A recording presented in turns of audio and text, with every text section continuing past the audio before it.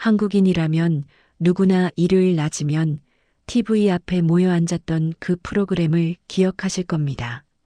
전국 방방곡곡을 누비며 서민들의 노래와 웃음을 전해주던 그분, 송혜 선생님 말이죠. 2023년 6월 95세를 일기로 별세하신 송혜 선생님은 단순히 오래 사신 분이 아니었습니다.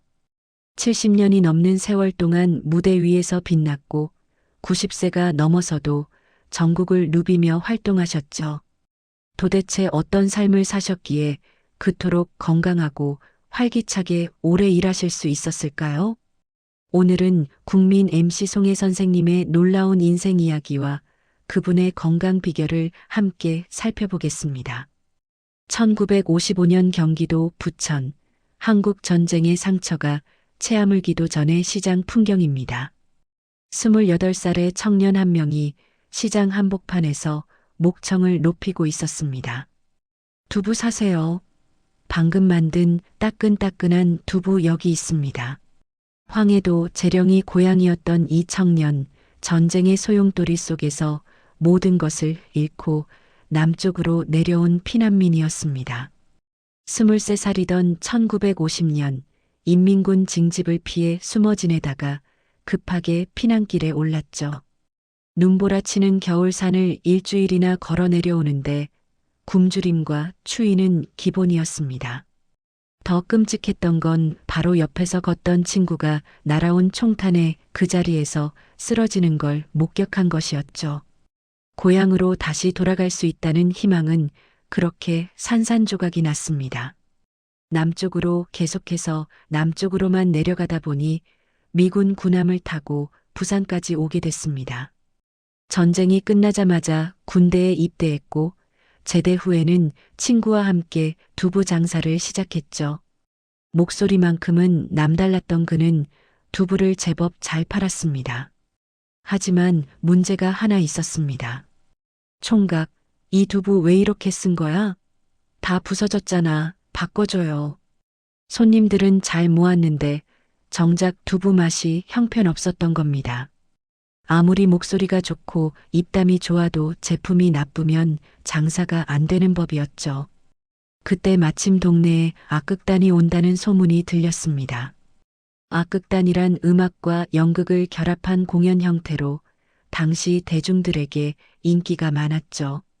두부장수 송혜는 곧장 악극단의 책임자를 찾아갔습니다. 저는 38따라지입니다. 무대에 서고 싶어서 왔습니다. 38따라지란 6.25 전쟁 이후 38선을 넘어 피난 온 사람들을 낮춰 부르던 말이었습니다. 땅도 없고 집도 없이 정착하지 못하고 떠돌던 이들을 그렇게 불렀죠. 무대 감독이 심하게 쳐다보는 앞에서 송혜는 자신 있게 노래를 불렀습니다. 신라의 달밤이여 불국사의 종소리 들려온다. 결과는 어땠을까요? 그 자리에서 바로 합격이었습니다. 악극단에서는 노래도 하고 연기도 하고 여러 가지를 다 해야 했습니다. 그러다 보니 자연스럽게 독특한 발성과 표정 연기가 몸에 배게 됐죠. 입술을 쭉 내밀고 또박또박 발음하는 그 특유의 말투가 바로 이때 만들어진 겁니다. 5월도 하순으로 접어들었습니다마는 아침은 선선한 편입니다. 이런 식으로 천천히 정확하게 발음하는 습관이 생긴 거죠. 악극단 활동 이후에는 라디오 진행자로 활동하게 됩니다. 가로수를 누비며라는 프로그램을 무려 17년이나 진행했죠. 주로 택시 기사님들이 많이 듣는 프로그램이었는데 항상 오늘도 안전운전합시다. 라는 멘트로 마무리했습니다.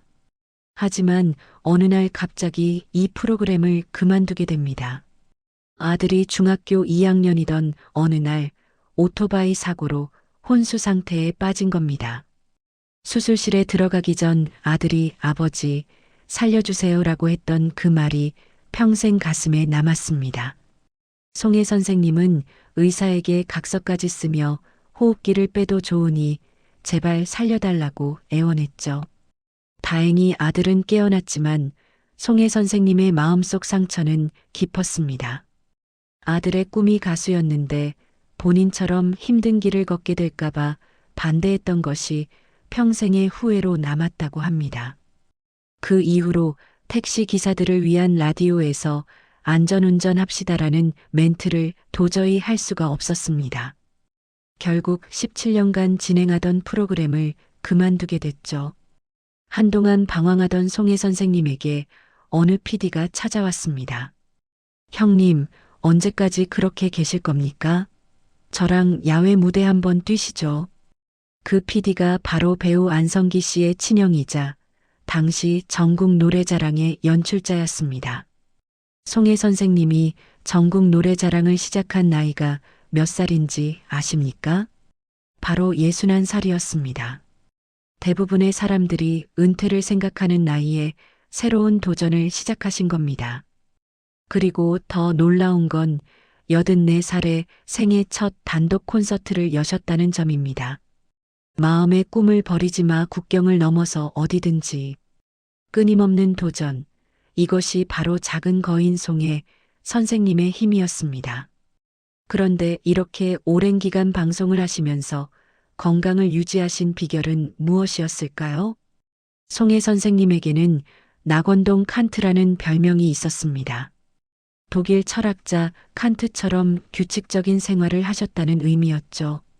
매일 오후 4시 정각이면 어김없이 목욕탕에 가셨습니다. 왜 하필 4시였을까요? 바로 그 시간이 목욕탕에 새물을 채우는 시간이었기 때문입니다.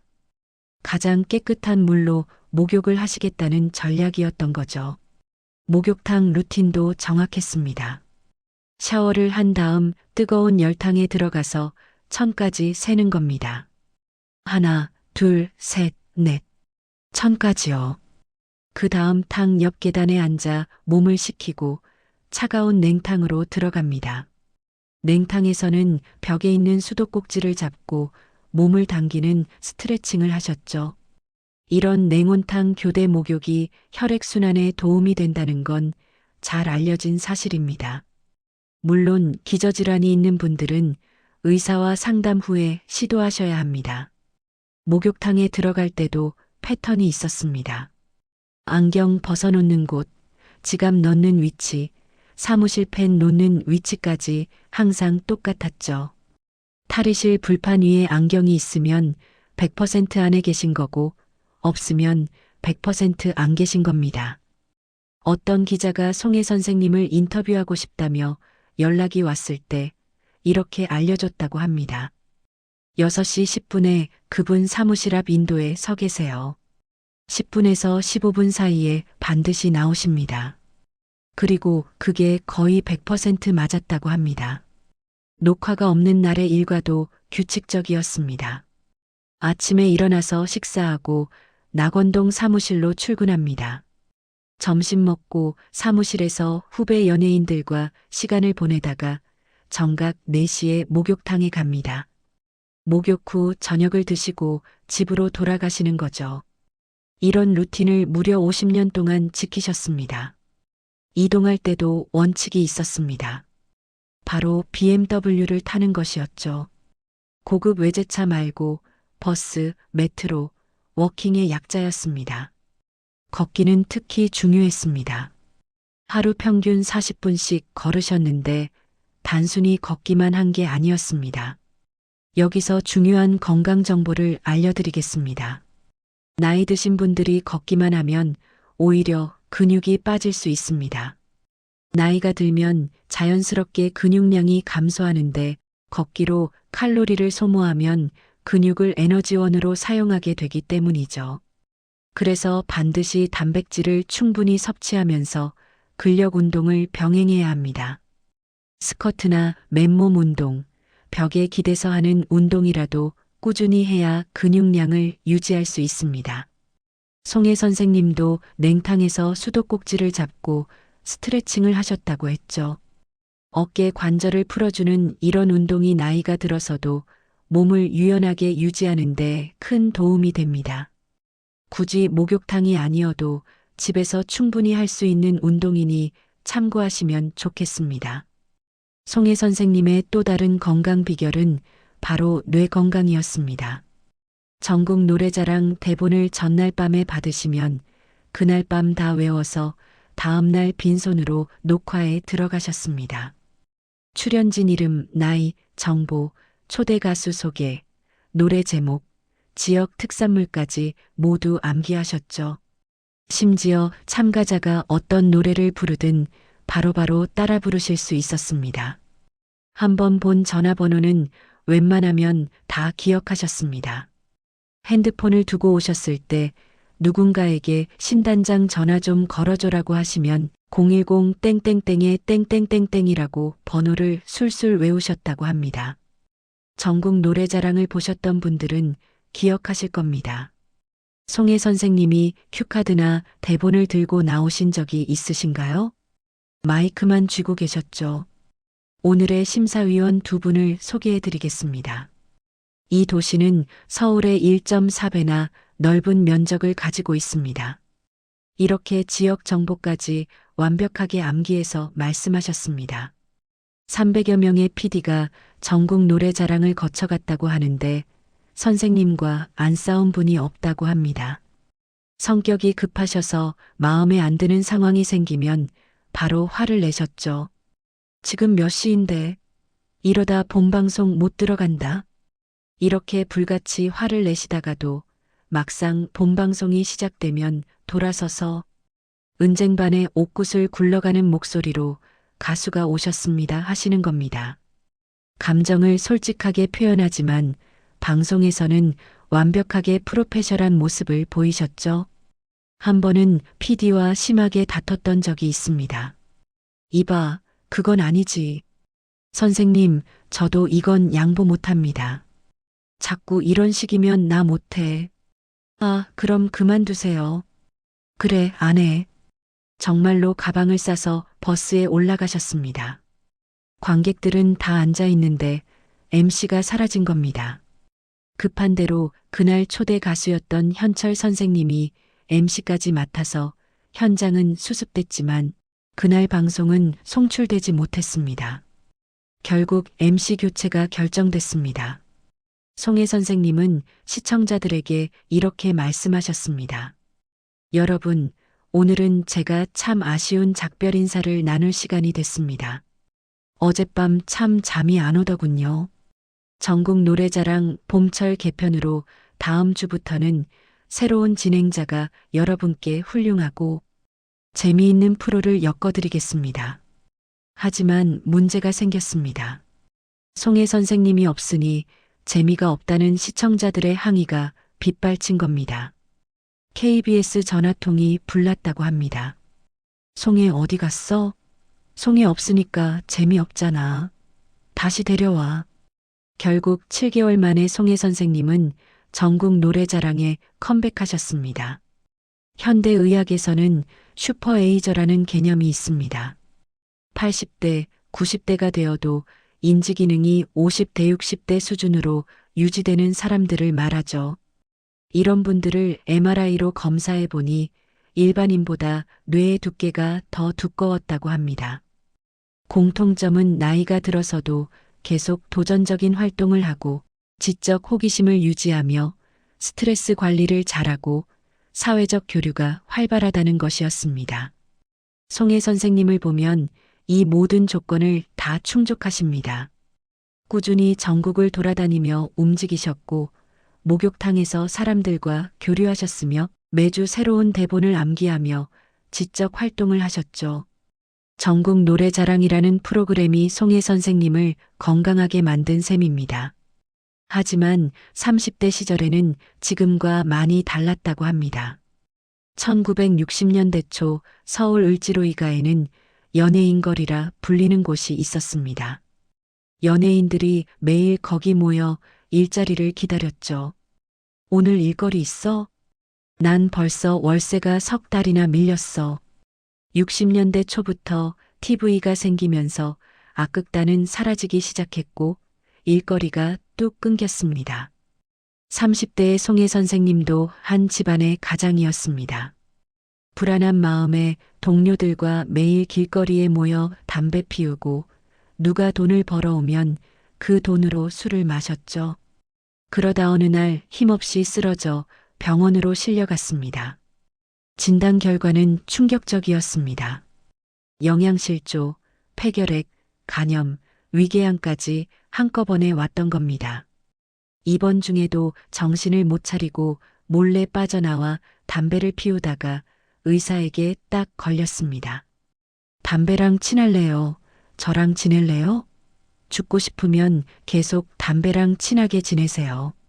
이 말을 듣고 그 다음부터 담배를 끊으셨습니다. 그리고 그 결심을 50년 동안 지키셨죠. 건강에 대한 경각심이 생긴 계기였습니다. 건강할 때는 건강의 소중함을 모르지만 한번 크게 아파본 사람이 더 오래 건강하게 산다는 말이 있습니다. 송혜 선생님이 바로 그런 케이스였던 겁니다. 규칙적인 생활, 꾸준한 운동, 지적 활동, 사회적 교류. 이 모든 것이 송혜 선생님의 장수 비결이었습니다. 하지만 무엇보다 중요했던 건 계속 일을 하셨다는 점입니다. 61살에 시작한 전국 노래자랑을 90세가 넘어서도 계속하셨죠. 2020년 팬데믹이 시작되면서 전국 노래자랑 야외 녹화가 중단됐습니다. 많은 관객이 한자리에 모이는 공연을 할 수 없었기 때문이죠. 공교롭게도 이맘때부터 송혜 선생님의 몸이 안 좋아지기 시작했습니다. 폐렴으로 입원하셨고 흉막에 물이 차는 합병증까지 겪으셨습니다. 활동량이 줄어들면서 소화기 문제로 몇 번 입원하셨습니다. 큰 병은 아니었지만 스스로 몸이 약해지는 걸 느끼셨나 봅니다. 가족들에게 말도 없이 혼자 병원에 입원해서 검진을 받고 오기도 하셨죠. 간간히 스튜디오에서 전국 노래자랑 스페셜 방송을 생방송으로 진행하셨습니다. 여러분, 오랫동안 답답하셨죠? 화창한 계절이 돌아왔으니 활짝 열린 세상 나오셔서 금수강산의 멋을 실컷 보시기 바랍니다. 이것이 송혜 선생님의 마지막 방송이 될 줄은 아무도 몰랐습니다. 손꼽아 기다리던 야외 녹화 일정이 잡혔는데 하필 또 입원하게 됐습니다. 식사가 잘 안 되고 체중이 자꾸 빠지셨다고 합니다. 옛날 허리우드 극장 낙원상가에서 했던 것처럼 서서 소리를 질러보셨대요. 전국 노래자랑. 하지만 배에서 힘이 나오지 않았습니다. 그때 느끼셨나 봅니다. 더 이상은 내가 전국 노래자랑을 할 수 없겠구나. 2023년 6월 8일 아침, 평소처럼 아침 식사하러 나오지 않으셨습니다. 딸이 집으로 찾아가 봤더니 화장실 문에 기대어 쓰러져 계셨습니다. 급성 심근경색이었습니다. 심장 혈관이 막혀서 심장 근육이 괴사하는 질환이죠. 고령이셨기에 그렇게 사망하실 가능성이 가장 높았습니다.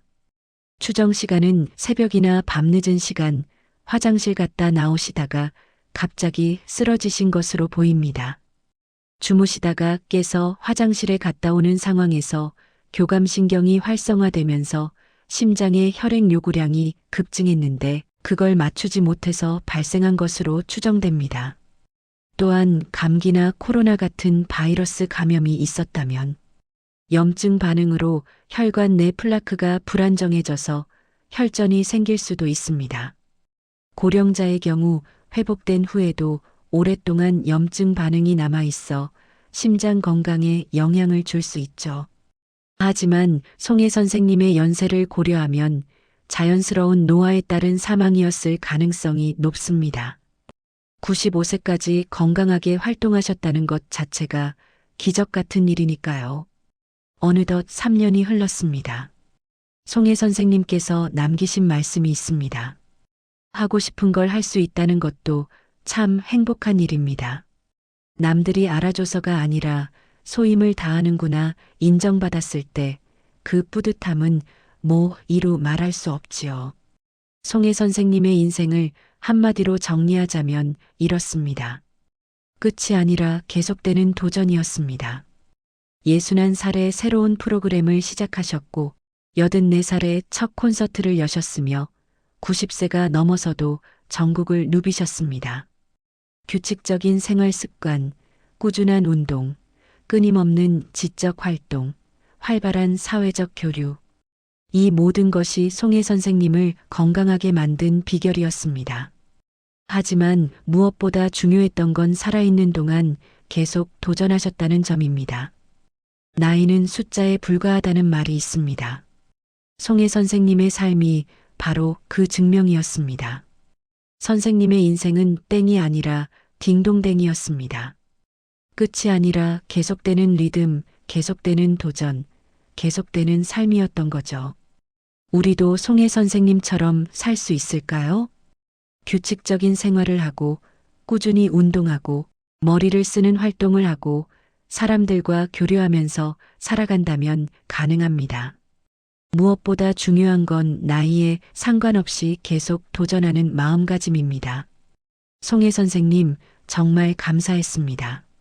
일요일 낮이면 TV 앞에 모여 앉아 선생님의 목소리를 듣던 그 시간들, 전국 방방곡곡에서 울려 퍼지던 선생님의 웃음소리, 그 모든 것이 우리에게는 소중한 추억으로 남아 있습니다. 선생님께서 보여주신 삶의 자세, 건강관리법, 끊임없는 도전 정신, 이 모든 것을 기억하며 우리도 더 건강하고 활기찬 삶을 살아가겠습니다. 선생님의 인생은 정말로 땡이 아니라 딩동댕이었습니다. 그 울림이 우리 가슴 속에서도 계속 울려 퍼지기를 바랍니다. 국민 MC 송혜 선생님, 영원히 기억하겠습니다.